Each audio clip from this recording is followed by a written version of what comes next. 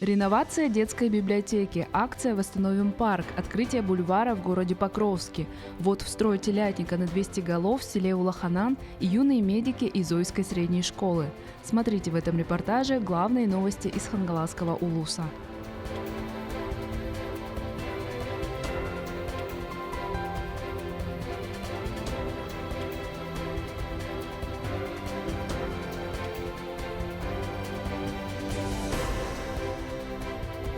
В Покровске после модернизации распахнула свои двери районная детская модельная библиотека. На реновацию в рамках нацпроекта «Культура» библиотека получила 5 миллионов рублей. В первую очередь был обновлен книжный фонд, приобретены более 2000 современных востребованных книг. На 2 миллиона рублей закупили оргтехнику. На 500 тысяч внедрена система радиочастотной идентификации. На 2 миллиона рублей оборудованы новые пространства для комфорта читателей.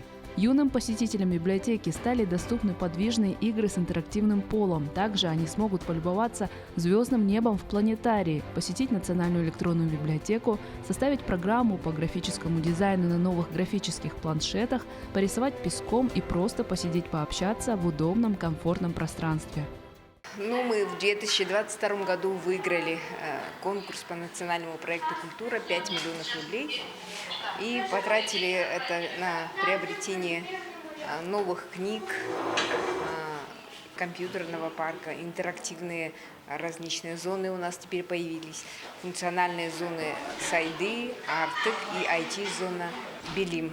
И понадеяться на то, что наша библиотека станет, она и не так была, но сейчас станет центром притяжения всех детей и молодежи города и района нашего. Тем временем в Покровске проходит акция «Восстановим парк», цель которой – вернуть к жизни зеленую зону города. В рамках этой акции сотрудники Хангаласского филиала ГУП ЖКХ установили 3 новые добротные скамейки из сосны в углубленной части парка. Ранее другие участники акции городской совет отцов убрали сухостой с одной из зон парка. Напомним, акцию «Восстановим парк» проводят совместно администрация города, Национальный парк Ленские столбы и Хангаласская инспекция государственного экологического надзора. Жители, общественные объединения и учреждения города призывают на добровольных началах облагородить территорию парка, например, очистить от мусора и старых скворечников, установить скамейки, малые архитектурные формы и так далее. Больше всего проведению акции радуются постоянные посетители парка, среди которых члены клуба активных бабушек «Эрчимнях Абелер». Мы тут постоянно ходим, каждую неделю по 2-3 раза.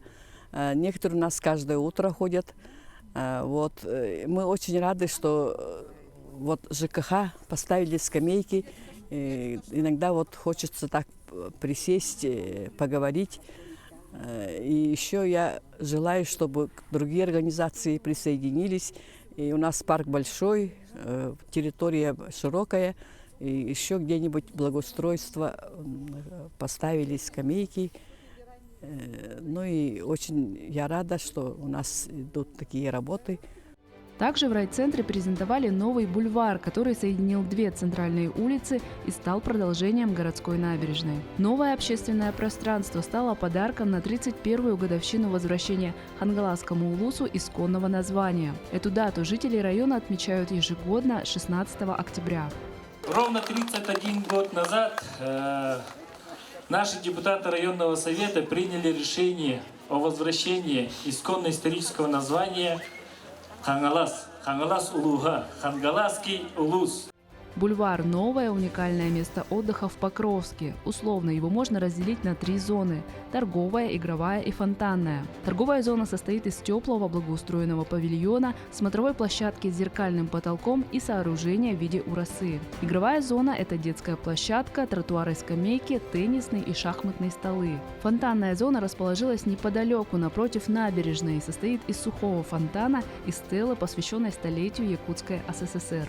Сначала было непонятно, что строят, а потом начинают уже интересные проекты, какие-то объекты появляться. Поэтому было очень интересно, чем это закончится. И сегодня я стою, смотрю, очень красиво. Я думаю, это понравится в первую очередь гостям города Покровска. Много молодежи здесь бывает? Здесь очень много молодежи гуляет, тусуется. Всем очень нравится здесь. В последние годы очень много у нас объектов строится. Сначала набережная, сейчас бульвар. Как думаете, Покровск развивается вот в плане общественных пространств? Да, очень даже развивается. Очень я рада. Каждым днем все красивее и красивее становится. И дома у нас стали строиться. Много домов. Новый бульвар является продолжением знаменитой набережной Покровской и связывает две центральные улицы города – братьев Ксенофонтовых и Орджоникидзе. Как и набережная, бульвар является проектом-победителем всероссийского конкурса лучших проектов создания комфортной городской среды в малых городах и исторических поселениях. Город является очень активным участником федеральных программ, да, и это уже не первый объект.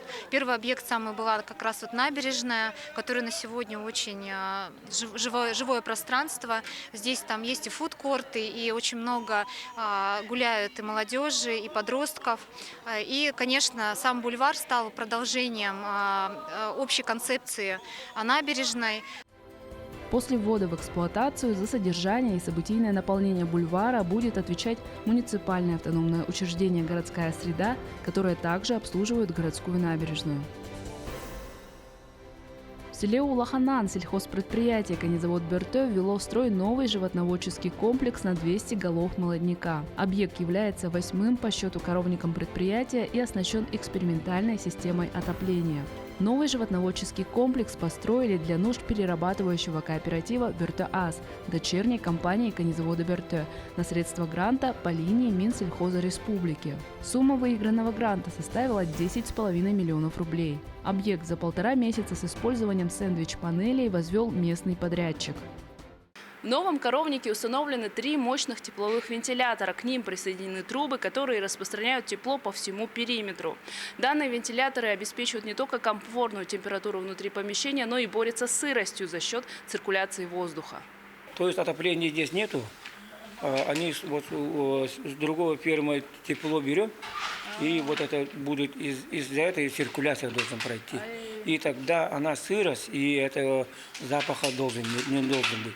Ну, как в других вот России, вот и регионы, я в Новосибирске был, Красноярске был, там все вот они стоят вот на Волгане.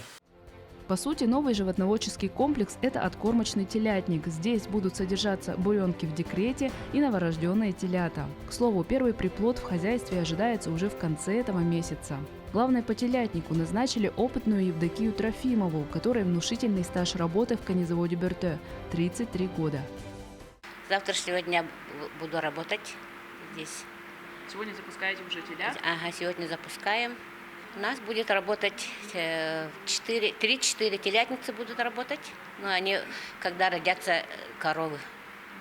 До этого я, наверное, сама буду следить, кормить, поить.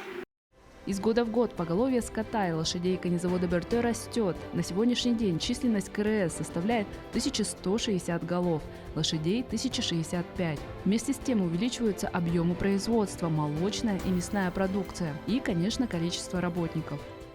88 было вот, года 3 назад работников, а сегодня вот 120 человек вот работает. Ну, набираемся вот, и из других улусов переезжают, из других вот тоже, ну, население наше вот Покровска тоже работники есть, Мегина, Хангаласка есть, ну, другие тоже вот переезжают и живут и работают.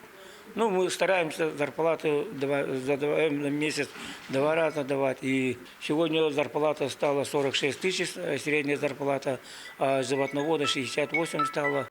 Следующая важная цель конезавода Бертё – добиться строительства служебного жилья для своих работников и их семей. И это будет не просто общежитие, а полноценные дома с правом оформления в собственность через 5 лет непрерывной работы на предприятии.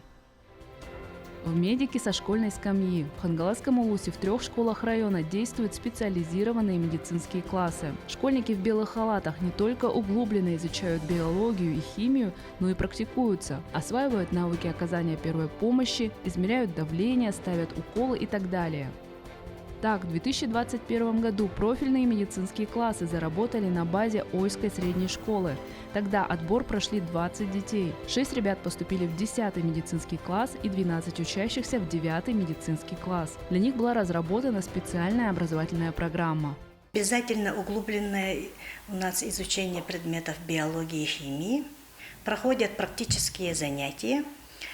Еще проводятся экскурсии на предприятия медицинские, и на базе Национального центра медицины наши дети посещают лекции известных врачей, медиков.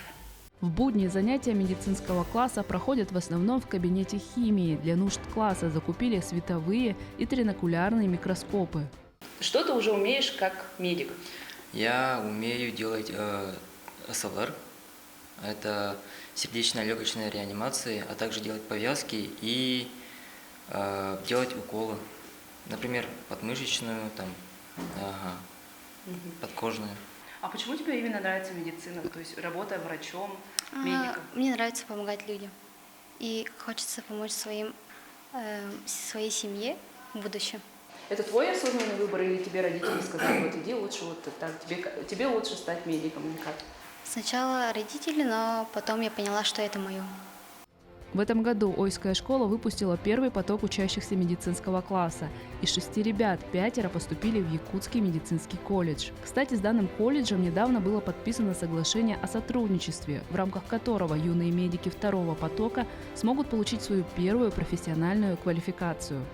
Решили, что нам не помешает ранняя профилизация, то есть в течение года наши 11-классники будут проходить обучение, и к концу года они вместе с аттестатом получат уже новую рабочую специальность – младший медицинский персонал.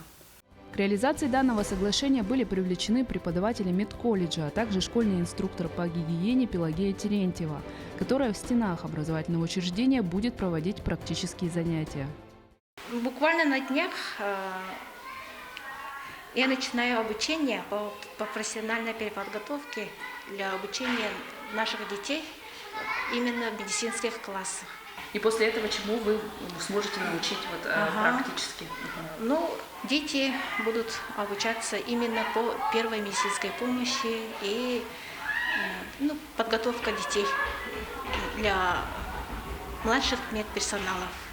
Помимо Ойской школы, медицинские классы также действуют еще в 2 образовательных учреждениях района – Актемском научно-образовательном центре и Покровской средней школе номер 3. Инициатором открытия медицинских классов и главным куратором является гендиректор Национального центра медицины Станислав Жирков.